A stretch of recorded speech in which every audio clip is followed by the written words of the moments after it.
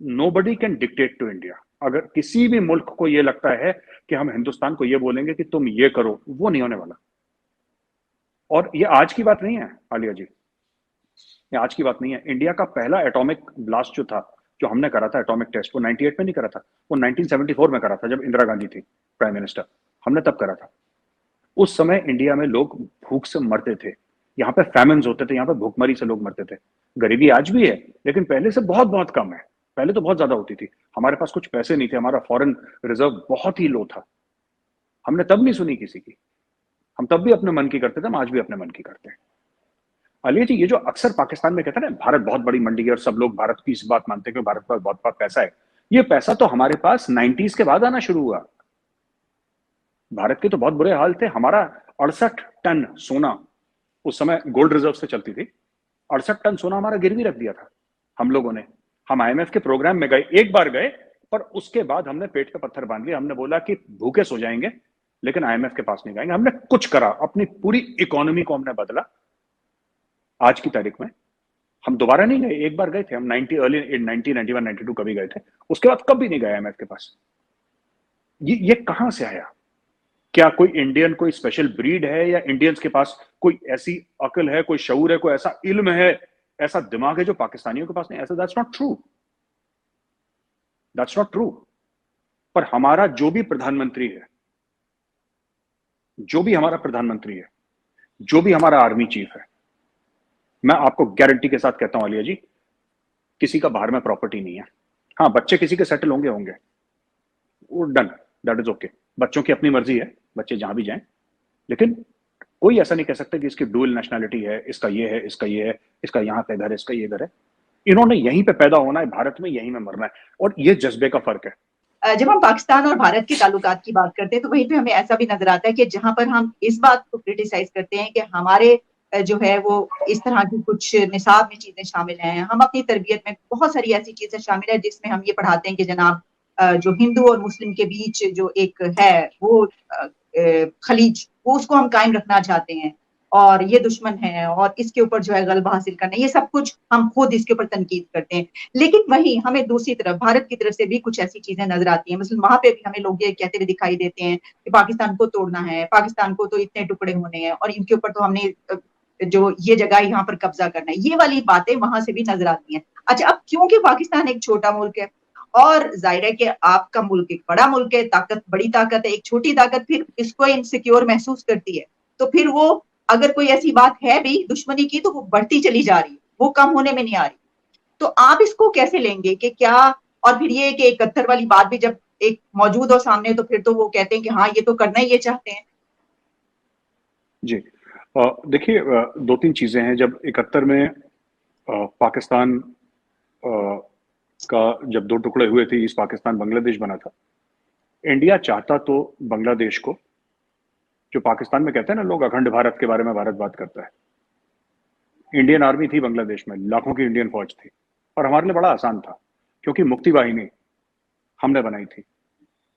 मुक्ति वाहिनी को पैसे हमने दिए थे, मुक्ति वाहिनी को हथियार हमने दिए थे, मुक्ति वाहिनी को ट्रेनिंग हमने दी थी। The Mukti Vahini was trained by the Indian army, it was trained by the research and analysis wing. Mukti Vahini को हमने जन्म दिया था, लेकिन वो जो जज्बात थे मुक्ति वाहिनी के दिल में, उसको जन्म हमने नहीं दिया। हमने हथियार दिए, लेकिन जो उंगली थी ट्रिगर पे, वो बंगालियों की थी।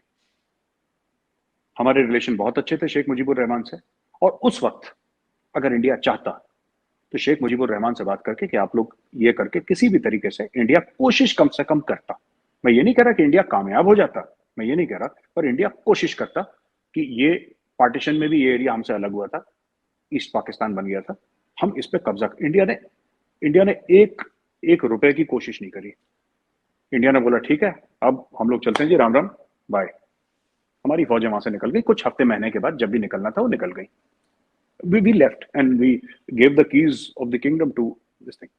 तो हमने, देखिए, इंडिया में, मैं आपको बताता हूं कि एक और हमारी जो धार्मिक ग्रंथ है रामायण, उससे भी मैं आपको एग्जांपल देता हूं कि ऐसा क्यों। क्योंकि हमारा जो रिलीजन है वो भी हमें यही सिखाता है। जब प्रभु श्री राम ने रावण को हराया था लंका में, तो पूरी लंका खत्म हो गई थी, जो अब श्रीलंका बोलते हैं जिसको, तो वो खत्म हो गई थी। लेकिन जो रावण का छोटा भाई था विभीषण, उसको लंका का राजा बनाया और वो वापस आ गए, उन्होंने कब्जा नहीं करा लंका के ऊपर। तो ये जो पाकिस्तान में ये बात है कि भारत कब्जा कर लेगा, भारत की ऐसी कोई पॉलिसी नहीं है कि भारत किसी और मुल्क पे कब्जा करे, और हमारे लिए ज्यादा मुश्किल भी नहीं है। हाँ, कुछ मुल्क मिले हैं हमारे साथ, बिल्कुल मिले हैं, लेकिन fact of the matter is that हमने मालदीव्स में ऑपरेशन करा था, हमने श्रीलंका के अंदर ऑपरेशन करा था, ऑपरेशन पवन कई साल चला, हम लोग छोड़ के आ गए श्रीलंका।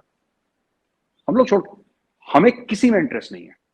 पहली बात, जो एरिया पाकिस्तान ऑक्यूपाई अभी कर रहा है, जो हमारा, जिसको हम लोग जिसको कहते हैं पाकिस्तान ऑक्यूपाइड कश्मीर, आप लोग जिसको आजाद कश्मीर कहते हैं, हमारा सीपैक का जो सीपैक की जो भारत ऑब्जेक्ट कर रहा है किस चीज पे, पाकिस्तानियों को ये है कि पाकिस्तान में इतनी इन्वेस्टमेंट आ रही है इसलिए भारत जलता है। ये आप लोगों को, ये आपके मीडिया में और आपके सोशल मीडिया में ये एक थिंकिंग है, एक सोच है कि साहब ये जो है ना कि ये भारत को बड़ी जलन है, भारत को बड़ी जेलसी है, भारत बड़ा कुड़ता है अंदर से कि देखो पाकिस्तान में, वो बहुत छोटा है सीपैक एक्चुअली। माफ करिएगा, मैं ऐसे रूड नहीं होना चाह रहा, मैं गलत बात नहीं कहना चाह रहा, बट पाकिस्तान ने इन्वेस्टमेंट देखी नहीं है, पाकिस्तान को पता नहीं है CPEC is this much. Ma'am, CPEC में जितनी अभी तक इन्वेस्टमेंट हुई है 40 अरब डॉलर की ना, 60-65 की बात करते हैं, अभी तक 40 अरब डॉलर की इन्वेस्टमेंट हुई है सीपैक में, लगभग 35-40 अरब डॉलर की। वो 15 साल में होनी है, वो 15 साल का एक मियाद है जिसमें होनी है।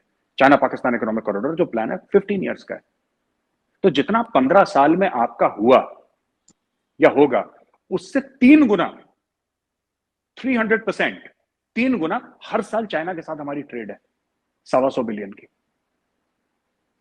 मतलब भारत क्यों जलेगा, भारत को क्या प्रॉब्लम है? हमारी प्रॉब्लम है कि जो चाइना पाकिस्तान इकोनॉमिक कॉरिडोर है वो पाकिस्तान ऑक्यूपाइड कश्मीर और गिलगिट बाल्टिस्तान से आता है, जिसको एक 1994 का इंडियन पार्लियामेंट का रेजोल्यूशन ये कहता है कि वो जमीन हमारी है। This is a parliamentary resolution.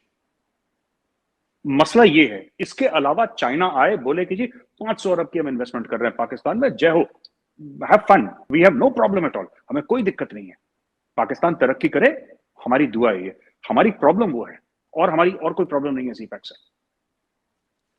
तो इसका मतलब ये हुआ कि ये जो बातें की जाती हैं ये इस वजह से की जाती है, वैसे कोई है आपके ऐसे प्लान्स या इरादे नहीं है? हम नहीं, मुतमईन हो जाएं। अरे जी मुतमन, आप एक बात बताइए, लोग कहते हैं कि आप, अब मैं एक और चीज कहूंगा, हो सकता है आपको एज अ पाकिस्तानी पसंद ना आए, है ना, पर अगर अगर मतलब एक आपको हाइपोथेटिकल सिनेरियो दे रहा हूं, अगर मैं अगर प्राइम मिनिस्टर हूं इंडिया का और मुझे कोई बोले कि आप पाकिस्तान ले लो, मैं सबसे पहले हाथ जोड़ के मना करूंगा। मुझे नहीं चाहिए, मैं माफी चाहूंगा पर मुझे नहीं चाहिए। हाँ, जो कश्मीर का एरिया या गिलगिट बाल्टिस्तान का एरिया जो ले रखा है वो मुझे चाहिए, लेकिन मुझे कराची, लाहौर, इस्लामाबाद नहीं चाहिए। मुझे आपका सक्कर या मरी या आपके जो भी शहर है वो आप रखो, हमें बिल्कुल नहीं चाहिए। मुझे कम से कम, I don't want this and there is a reason for it.